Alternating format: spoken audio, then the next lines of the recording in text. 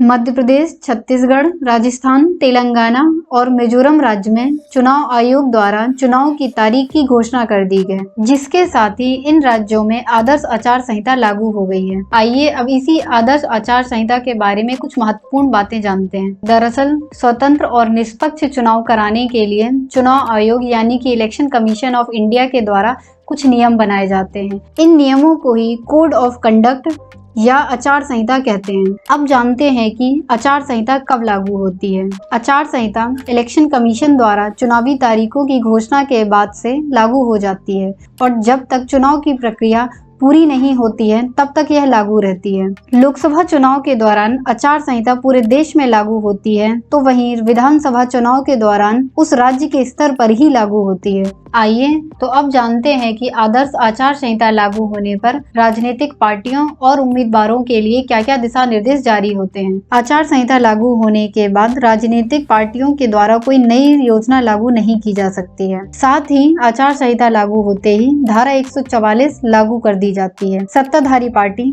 चुनाव से जुड़े किसी भी काम में सरकारी धन और सरकारी संसाधन का प्रयोग नहीं कर सकते हैं। इस अवधि में कोई भी विधायक, सांसद या विधान परिषद के सदस्य डेवलपमेंट फंड से नई राशि जारी नहीं कर सकते हैं। यहाँ तक कि ना तो नए राशन कार्ड बनाए जा सकते हैं और ना ही बीपीएल के पीले कार्ड बनाए जा सकते हैं। एक तरह से कहा जाए तो इस दौरान कोई भी लोक लुभावन कार्य नहीं किए जा सकते हैं। ऐसे ही और इन्फॉर्मेटिव वीडियो देखने के लिए हमारे यूपीएससी अड्डा यूट्यूब चैनल को सब्सक्राइब करें।